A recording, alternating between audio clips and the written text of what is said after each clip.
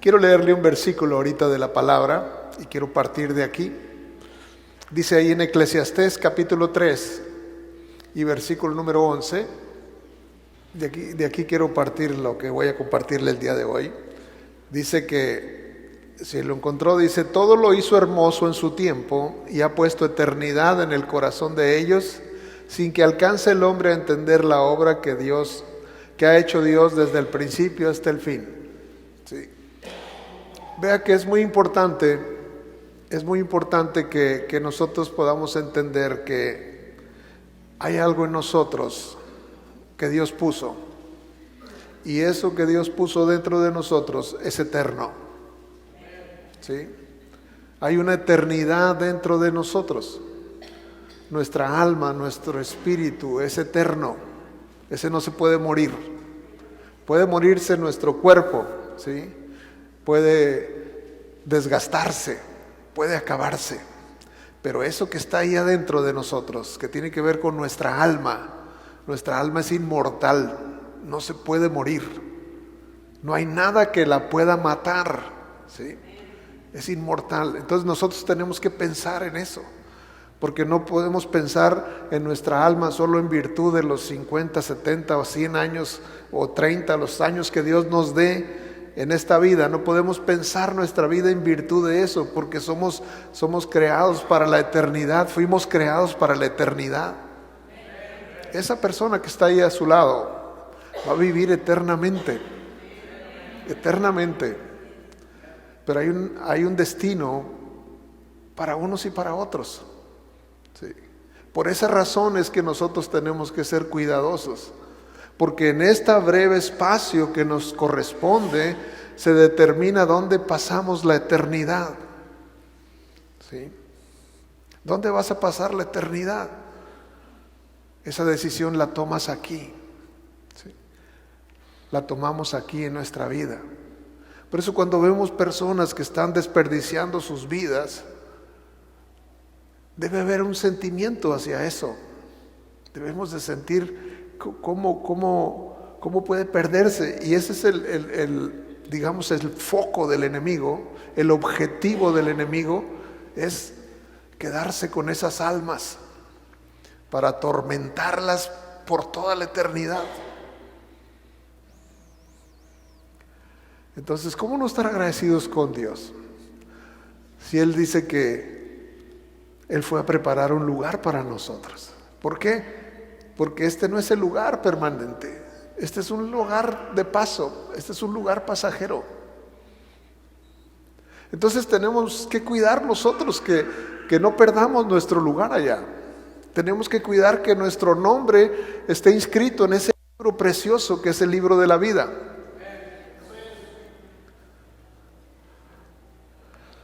Y de eso se trata las buenas noticias, de que el Señor dice que cuando Jesús nació, dice que Él vino a manifestar la buena voluntad de Dios, que no quiere que ninguno se pierda, sino que todos procedan al arrepentimiento, porque es a través del arrepentimiento que nosotros tenemos esa vida eterna. Entonces, cuando vea gente así, piensa en ello, que son eternos, pero que ¿dónde pasarán su eternidad? Yo le aseguro que eso nos va a hacer interesarnos en poder darles un mensaje, poder darles una guía para qué es lo que tienen que hacer, para que su lugar sea el mejor lugar. Y el mejor lugar está en Cristo, solamente. Aparte de eso, pues no hay nada. Entonces, hoy me gusta estar atento a lo que Dios está hablando a través de los cantos, a través de la exhortación, de lo que Dios trae. Hoy fuimos exhortados fuertemente, ¿sí? Creo que el Señor está diciendo: suelta eso. Entonces, una de las frases que a mí me impactan mucho es esa que dice en los evangelios, cuando habla Jesús y dice: el que tiene oídos para oír, oiga lo que el Espíritu está hablando a la iglesia. ¿Por qué? Porque el Espíritu habla a través de una alabanza, El Espíritu habla a través de la persona que te dio la bienvenida. El Espíritu habla a través de quien viene y dirige el servicio. El Espíritu habla a través quizás de mí. El Espíritu habla a través de cuántos medios. Y entonces cuando el Señor dice suelta eso, porque cuando hay algo que tú tienes y eso te tiene a ti, tu lugar en la eternidad está en riesgo. Eso es lo que el Señor nos está diciendo. Tu lugar está en riesgo cuando tú permaneces atado a aquello. Para mí ese es el mensaje de esta mañana. Y yo puedo traer un mensaje, pero creo yo que ese es el mensaje más importante. Que hagamos nosotros una introspección, o sea, que miremos hacia adentro y qué cosas son las que nos pudieran estar deteniendo. ¿Cómo está nuestra vida? Sí, venimos a la iglesia quizás una vez o 2 veces a la semana. Tenemos un tiempo de comunión, de alabanza. Pero ¿qué hay ahí en nuestra vida? ¿Qué hay que nos puede estar deteniendo para que el Señor diga suelta? Porque el Señor no está hablando así como que bueno, a ver si alguno de los que está aquí trae algo. No, dice eso porque hay quien está aquí y está atado a algo y eso que está atado no lo deja avanzar. Por eso el Señor está diciendo lo que está diciendo. Y por eso es que la palabra dice eso. El que tiene oídos para oír, oiga. Si ese es tu caso, suelta inmediatamente, ¿no? Porque el Señor está diciendo, suelta lo que traes. Que nada te detenga. Que el día que te vayas sepas perfectamente hacia dónde vas. Si ahorita tú te haces la pregunta, ¿qué va a pasar con mi eternidad? Y tú sabes que hay cosas que no están bien, pues entonces estás en riesgo, poniendo en riesgo tu eternidad. Dice la Escritura, quiero leerle un versículo más que está en Romanos capítulo 11 y versículo 22. Mirad pues la bondad y la severidad de Dios. Tan bondadoso, pero tan severo. Sí. Pareciera ser como que es una cualidad desantagonista de la otra, pero en realidad ahí están las dos en Dios. Bondadoso y severo. ¿Sí? Y dice, la severidad ciertamente para los que cayeron, pero la bondad para contigo, si permaneces en esa bondad, pues de otra manera también serás cortado. Entonces, sigue siendo el mensaje. Este sí lo traía yo escrito. Yo no sabía que el Señor iba a hablar, pero este sí lo traía yo aquí escrito, ¿verdad? Porque pues Dios organiza todo. A veces uno piensa que uno prepara el mensaje, pero en realidad Dios es el que lo prepara. Dios lo prepara y las cosas simplemente van llegando y van tocando a quien tienen que tocar. ¿Sí? Entonces, Dios es tan severo, pero es tan bondadoso. Dios es amor. Pero Dios es amor y quizás cuando nosotros hablamos de Dios hablamos en términos de otra cosa, hablamos en términos de su eternidad, de su fidelidad, de su cuidado, de su sabiduría, de su poder, de su majestad, de su justicia, de todas las cosas que pudieran definir a nuestro Dios. Son tantas cosas que no lo podemos encerrar en una palabra, en una frase. Dios es tantas cosas, ¿verdad? Por eso dice que su nombre, Jehová o Yahweh, es yo soy el que tú necesitas que sea según la necesidad que tú tengas. Eso quiere decir el nombre de Dios. Yo soy el que tú necesitas que sea según la necesidad que tú tengas. ¿Cuál es tu necesidad de provisión? Yo soy tu proveedor. Estoy confundido, no sé, yo soy tu paz. No sé qué hacer en esto, yo soy tu pastor. Yo soy tu guía, ¿sí? Yo soy tu protector, ¿sí? Yo soy tu justicia. O sea, Cada cosa que nosotros pudiésemos estar necesitando, Él es. Ese es nuestro Dios. Por eso es Dios. Porque absolutamente no hay ningún espacio de decir, no, pues esto no lo puedo resolver. No, no, Él es el Dios de lo imposible. Cualquier cosa. Entonces, ese Dios de lo imposible nos da una guía para poder conducirnos, para poder vivir acorde a su demanda. Pero así como es un Dios de amor, también es un Dios de justicia. Y la justicia de Dios, no porque nos ama, va a pasar por alto su justicia. O sea, su justicia va a estar presente. Cuando nosotros lleguemos al momento, lleguemos a esa línea, lleguemos a ese día que nos tenemos que presentar, cada uno de nosotros nos tenemos que presentar delante de Él un día, dice, porque todos tenemos que comparecer un día delante de Dios. Y dice que se van a abrir los libros. Los libros, esos libros es donde están escritas todas nuestras acciones, las tuyas y las mías. Ahí están escritos todos los pensamientos, todas las cosas que dijimos, todas las cosas que pasaron por nosotros. Ahí están. Y vamos a ser juzgados en base a todo lo que dice ahí. No se va a pasar absolutamente nada. La justicia de Dios no permite que pase nada. La justicia de Dios es tan inquebrantable. Sí. Dice que el cimiento de su trono son justicia y juicio. En eso está cimentado su trono, el trono de Dios, en la justicia y el juicio. Entonces por eso dice, mirad pues la bondad de Dios, la severidad y la bondad de Dios. Y entonces, pero Él, obviamente que la justicia la teníamos que alcanzar a través de la obediencia a los mandamientos.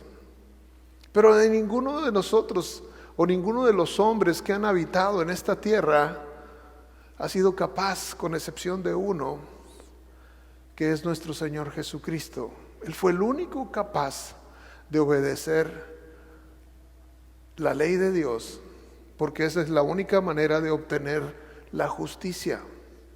La justicia se obtiene por obedecer la ley de Dios.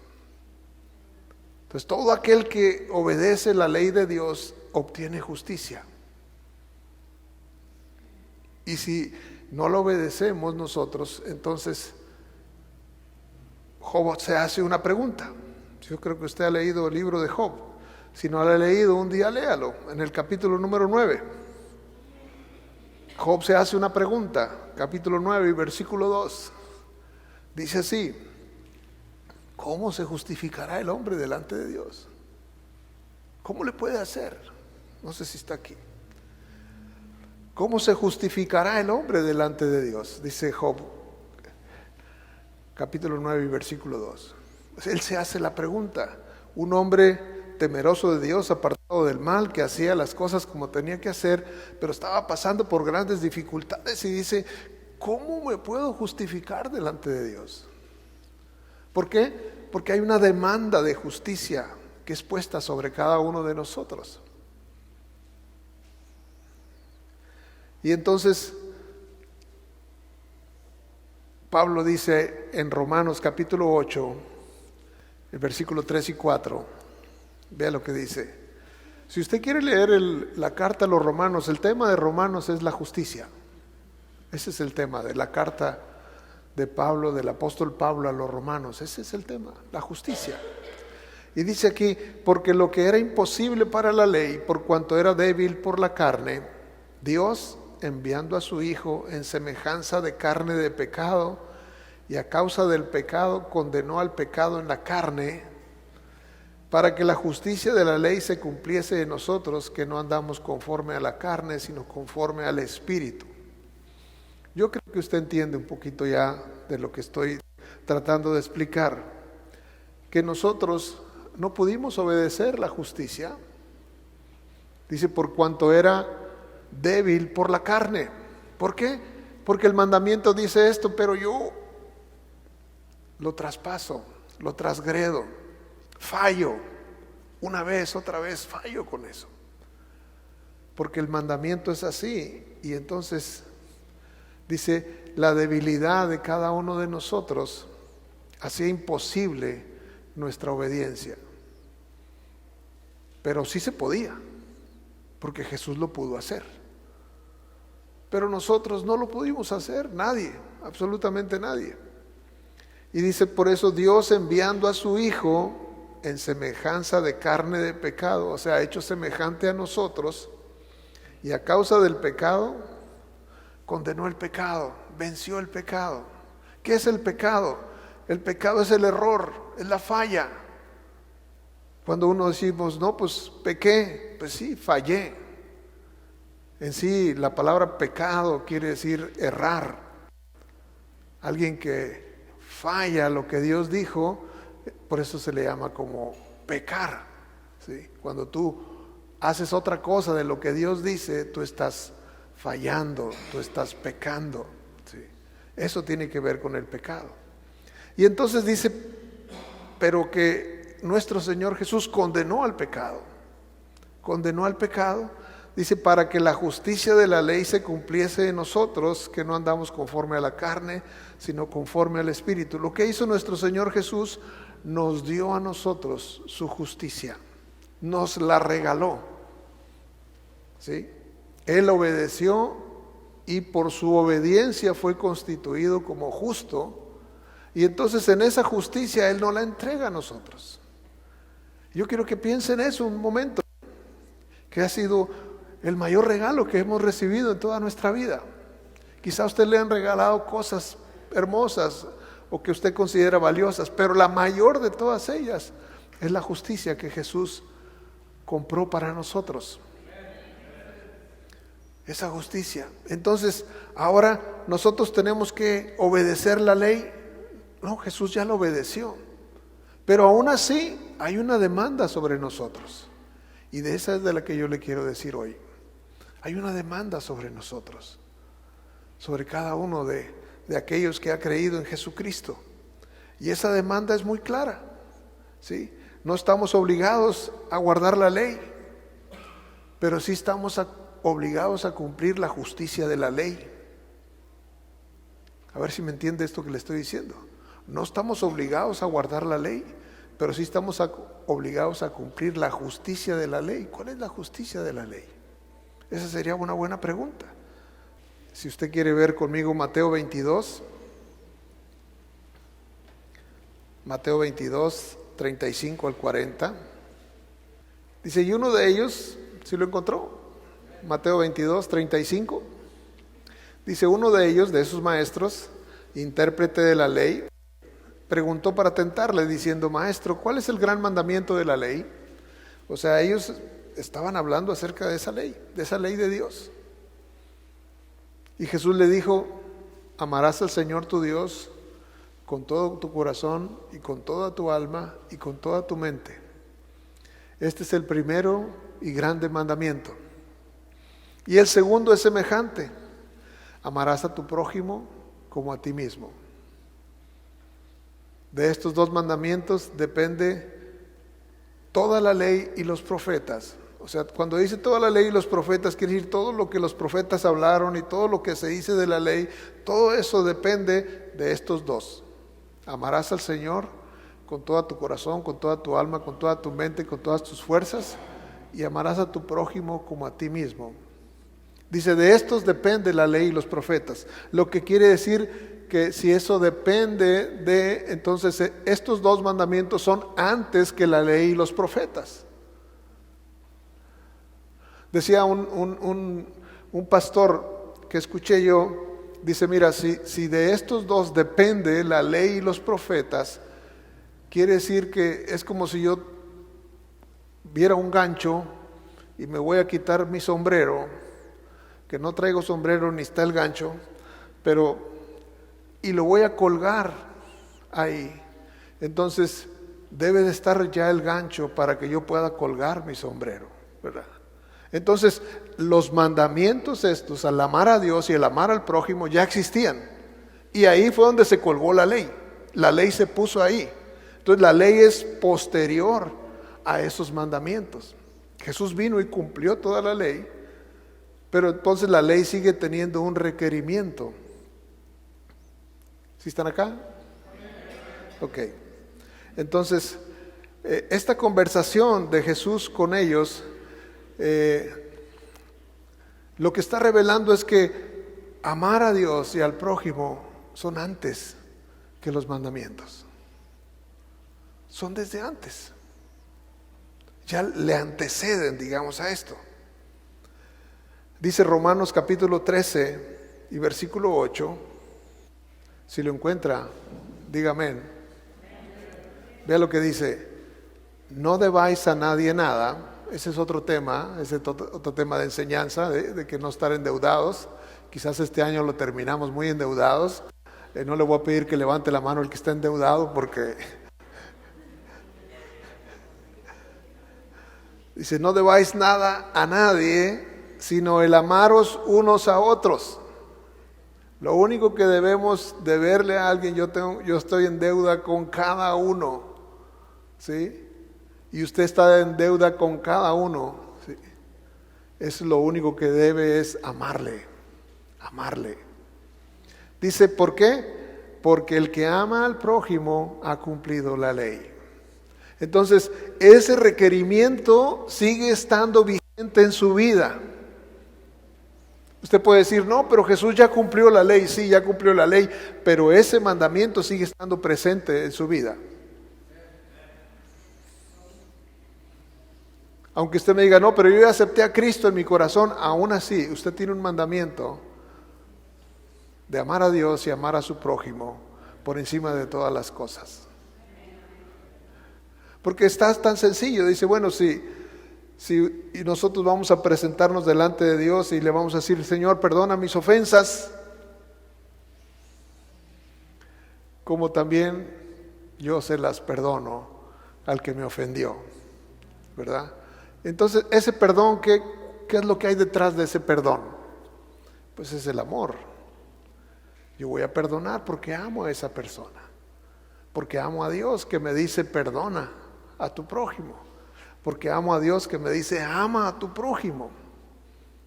Entonces, ese es ¿cómo se llama? Es el objetivo primario de cada hijo de Dios. Si usted no ama a los demás, entonces es cuestionable su salvación. Si usted no ama a los demás, porque ¿cómo podemos decir que amamos a los demás? ¿Cómo podemos decir eso si estamos en conflictos, en ofensas, si vivimos una vida así? En realidad ese no es real. Estamos quizás fingiendo. Y yo creo que esa es una parte importantísima que nosotros tenemos que entender. Dice Gálatas capítulo 5 y verso 14. Vea lo que dice: porque toda la ley en esta sola palabra se cumple. Una palabra de 4 letras. ¿Sí? A-M-O-R, amor. Dice, toda la ley viene a resumirse a esa palabra. ¿Sí? Entonces, y usted tiene que aplicarla a todo su entorno, a todo su entorno. Es el justo requerimiento de la ley sobre nosotros. Aunque usted me diga yo soy salvo, pero usted no puede decirme soy salvo y no me hablo, o no, mis relaciones están en ruinas, y pensar que uno está feliz. No, pero Dios y yo tenemos muy buena relación. Eso es falso. Si usted tiene una buena relación con Dios, le va a impedir tener una mala relación con su prójimo. O no es real esa relación, o no puede ser cierta. Puede uno suponer que tiene una buena relación con Dios, puede uno suponer que viene a la iglesia, puede uno suponer que es uno, digamos, un poco religioso, Porque luego tenemos, no, sí, yo soy cristiano nacido de nuevo y bautizado por el Espíritu, podemos decir. Pero si esto no lo resolvemos, déjame decirte que nuestra vida está en riesgo. Y por eso el Señor sigue hablando. Y por eso el Señor dice, suelta eso.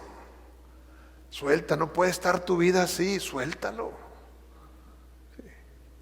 ¿Por qué? Porque Él quiere nuestra compañía, porque Él anhela nuestra compañía. Dice la Escritura, el Espíritu Santo que mora en nosotros nos anhela celosamente. Entonces Él quiere nuestra, pero eso que estamos haciendo nos impide poder acercarnos a Él. Entonces yo creo que el objetivo primario tendría que ser para cada uno de nosotros mirar nuestro entorno y decir, ¿en dónde está el amor en lo que yo estoy haciendo? ¿Realmente hay amor? Porque dice la palabra claramente para los hijos que obedezcan a sus padres. Y si no lo hacen, ¿dónde está? Porque esa obediencia va a ser un reflejo del amor. Vea conmigo Juan 13:34. Son los mandamientos de Jesús. Si usted lee la Biblia ahí en Deuteronomio capítulo 20, usted se va a encontrar con los mandamientos. Los 10 mandamientos. ¿Cuántos han oído de los 10 mandamientos? Entonces todos hemos oído, por ejemplo, el pueblo hebreo, los judíos que son ortodoxos o tradicionales, ellos tienen muchos mandamientos, ¿sí? Ellos se han hecho muchos mandamientos también quizás de su propia vida, su propia cultura, ¿sí? Ellos tienen alrededor de 613 mandamientos. Y obviamente, imagínense si batallamos para cumplir 10, 613 se imagina. Pero Jesús dijo, un nuevo mandamiento os doy. Se las voy a poner fácil. Y dice aquí, verso 34 de Juan 13, un mandamiento nuevo os doy, que os améis unos a otros, como yo os he amado, que también os améis unos a otros.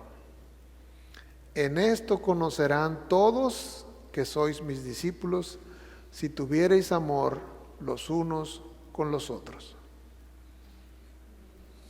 Si no tenemos amor, no somos sus discípulos. Y si no somos sus discípulos, esa eternidad está en riesgo. Esa eternidad está en riesgo. Por esa razón tenemos nosotros que ser cuidadosos. Porque Jesús la hizo tan sencillo para nosotros. Pero obviamente implica doblegar nuestro orgullo, doblegar nuestra condición humana y obedecerlo a Él. La obediencia es importantísimo. Hay una frase de aquel hombre conocido que se llamaba Mark Twain, que dice él, no son las escrituras que desconozco las que me atormentan, son las escrituras que conozco, ¿verdad? O sea, esas escrituras que conozco y entiendo lo que quiere decir, esas son las que me preocupan. Porque ¿qué dice la escritura? Ama a tu prójimo. Sí, Señor, pero es que tú no conoces a mi hermano, o no conoces a mi hermana, o no conoces a mi esposa o a mi esposo, ¿verdad? O no conoces a mis papás, no conoces a mi jefe, no conoces. No, es que la palabra es muy clara. Ama a tu prójimo. ¿Quién es tu prójimo? Pues ese que está cerca de ti. Cualquier persona que tú elijas, con la que tú tienes algún tipo de relación, ese es tu prójimo. Y si tú entiendes que tienes que amar a ese prójimo y tú no lo haces, entonces no eres su discípulo. Y si no eres su discípulo, te estás poniendo en una situación de riesgo. Más que las situaciones de riesgo que conocemos y se hablan. Esa sí es una situación de riesgo. Y esa situación nos puede robar esa eternidad tan hermosa y valiosa que Dios ha preparado para nosotros. ¿Sí? Porque hay una eternidad preparada para nosotros. Jesús dijo, voy pues a preparar lugar para vosotros, para que donde yo esté, vosotros también estéis. A eso se fue nuestro Señor, a preparar un lugar para nosotros. Y dice, yo voy a estar ahí a la diestra del Padre y voy a estar intercediendo para que ustedes puedan tener la victoria en las vidas que están viviendo. Y nuestro Señor Jesús está ahí a la diestra del Padre, a la derecha del Padre, y está viendo nuestras vidas y está pidiéndole al Padre que nos ayude. Pero nosotros tenemos que hacer nuestra parte. Hay un requerimiento, y ese requerimiento es el amarnos unos a otros. Y quizás podemos estar enfocados en muchas cosas, pero el Señor quiere que este sea nuestro principal enfoque. Si estamos enfocados en eso, nosotros vamos a poder ver las victorias en otras áreas. Pero si en eso fracasamos, fracasamos en todo. Por eso yo le pido que usted evalúe su vida en relación a cómo ama al prójimo, a cómo ama a los demás.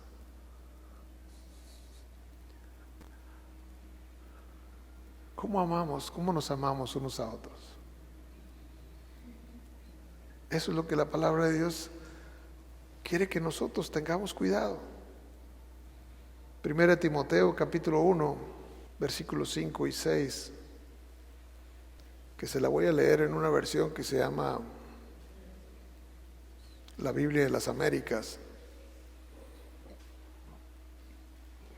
Usted léala ahí donde lo tiene, pero se lo voy a leer así, dice: pero el propósito de nuestra instrucción es el amor nacido de un corazón puro, de una buena conciencia y de fe sincera. ¿Sí? El propósito de nuestra instrucción es el amor. ¿Sí? Cada instrucción, estaba diciendo Pablo, que cada instrucción que surgía era por causa del amor. Ese era el propósito.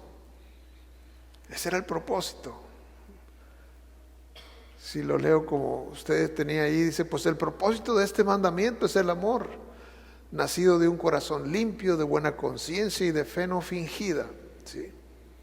De las cuales cosas, desviándose algunos, se apartaron a vana palabrería. O sea que si no hay esa condición de amor, ¿sí? Esas tres condiciones se tienen que dar: un corazón limpio, una buena conciencia y una fe no fingida.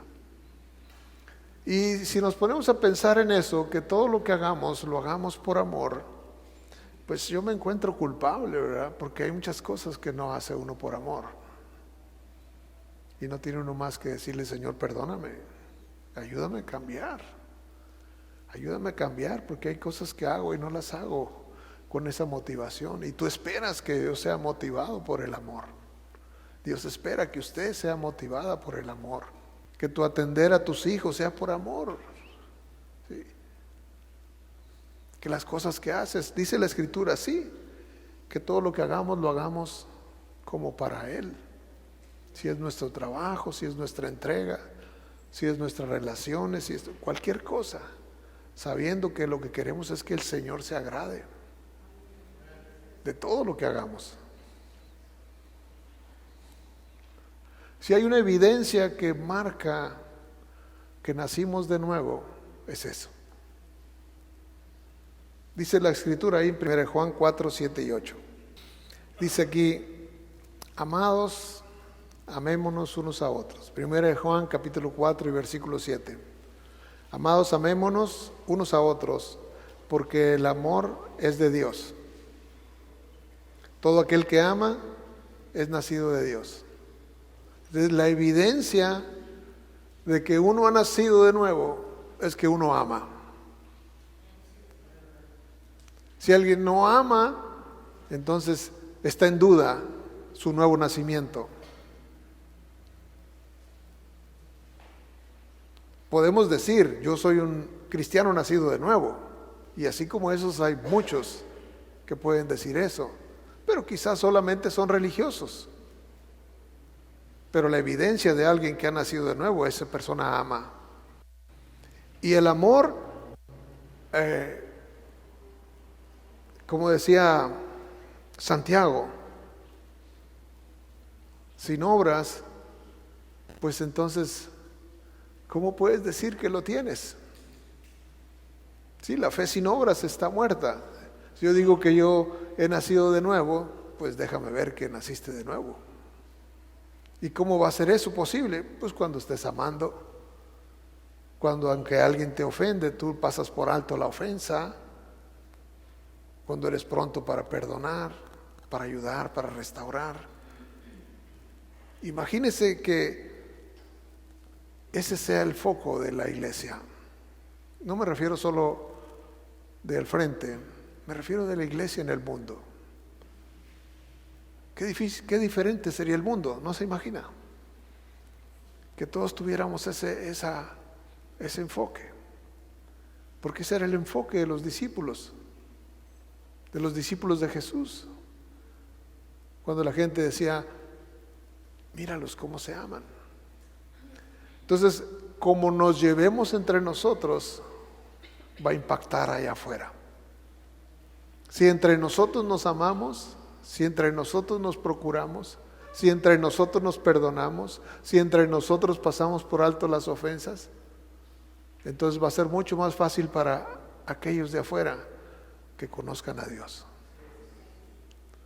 Pero si aquí entre nosotros nos formamos grupos y nos criticamos unos a otros y estamos en una actitud de esa naturaleza, pues entonces la gente va a decir, no. Generalmente, y lo digo para vergüenza nuestra, la gente piensa de los cristianos, son bien hipócritas. Dicen una cosa y hacen otra. No sé si usted esté de acuerdo conmigo, pero estoy hablando generalidades. Yo sé que hay gente comprometida y no quiero ofenderla, pero muchos piensan así. Quizás porque el hombre golpeó a la mujer, ¿sí? O cosas que suceden, que no logramos superar, no logramos perdonarnos, no logramos amarnos. Y ese es el requerimiento que está sobre nosotros. Yo quiero que usted salga de aquí hoy con esa frase en su mente. Usted tiene que amar a los demás. Esa es su tarea. Ese es su objetivo. Sí, yo sé que algunos somos más difícil que amar de los demás. Algunos somos complicaditos. Dígale a su vecino, ahí te hablan.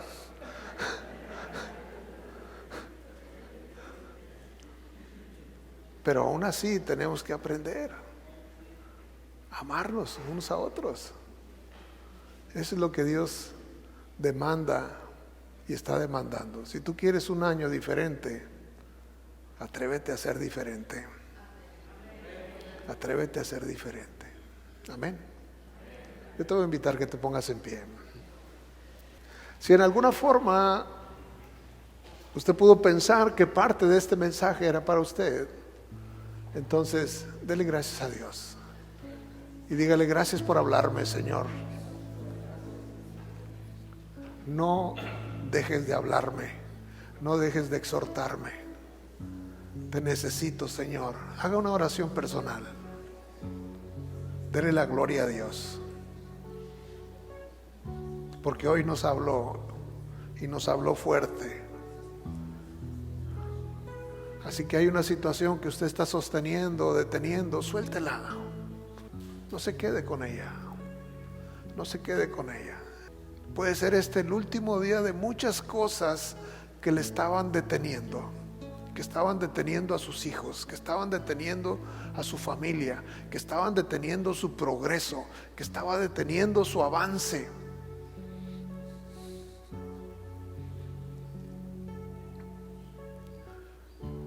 Y eso que venga a su mente, que el Espíritu lo traiga. Yo le pido al Espíritu que nos ayude, que traiga a la mente aquellas cosas que nos estorban, aquellas cosas que estamos deteniendo, que no queremos soltar, que las tenemos apretadas entre las manos, y que el Señor dice: suéltalo, suéltalo, suéltalo, suéltalo ahora. Esa ofensa que quizás que le hicieron o que hiciste, yo no lo sé. Suéltala, suéltala. Elige perdonar, elige amar, elige avanzar. Piensa en esa eternidad que está disponible para ti, que Jesús fue a prepararla para ti. Piensa en ese derramamiento de sangre que fue en la cruz para el perdón de tus pecados y de los míos, que no haya sido en vano para ti. Y desde el fondo de tu corazón dile gracias al Señor, dile gracias, gracias Señor por recordarme estas cosas que me detienen.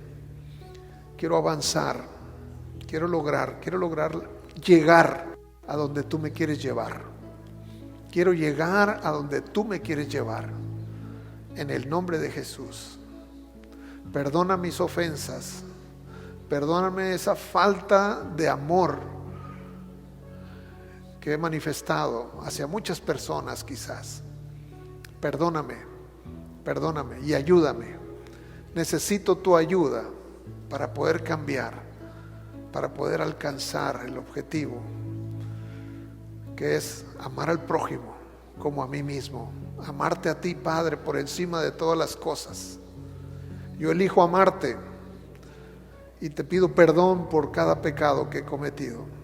Y yo te invito, Señor, invito a Jesús a mi corazón, que me cambie, que me transforme, que me haga un hombre nuevo. Invito al Espíritu Santo a caminar conmigo, a enseñarme, que me dé un corazón enseñable, un corazón de carne, un corazón sensible, un corazón que ama, que entiende, un corazón obediente. Señor, ayúdame a obedecerte aún en las cosas pequeñas. Ayúdame a obedecerte en las cosas pequeñas, porque las cosas pequeñas son tan grandes como las grandes cosas. Así decía el pastor Derek Prince. Porque las cosas pequeñas son tan grandes como las grandes cosas. No descuidemos todo ello, Padre, ayúdanos. Te lo pedimos en el nombre de Jesús. Y Padre, ahora yo bendigo, Señor, a tu pueblo que está aquí reunido, todos aquellos que están viendo este programa. Señor, yo te pido que les bendigas donde quiera que se encuentren, en cualquier lugar, Señor, donde estén, que estén viendo este tiempo. Padre, bendice sus vidas, bendice sus familias, Señor. Padre, que el amor, Señor, sea la atmósfera en su casa, en su carro, en su oficina, en donde se encuentre, Señor. Que ese amor esté presente, Señor. Ayúdanos, Señor, a distinguirlo, a verlo en cualquier situación, en cualquier momento. Yo te lo pido en el nombre de Jesús. Bendice a tu pueblo, bendícelo con paz, Señor, para servirte, Señor, y para hacer tu voluntad. En Cristo Jesús. Amén. Amén, amén. Dele un aplauso a Jesús, bendiga su nombre.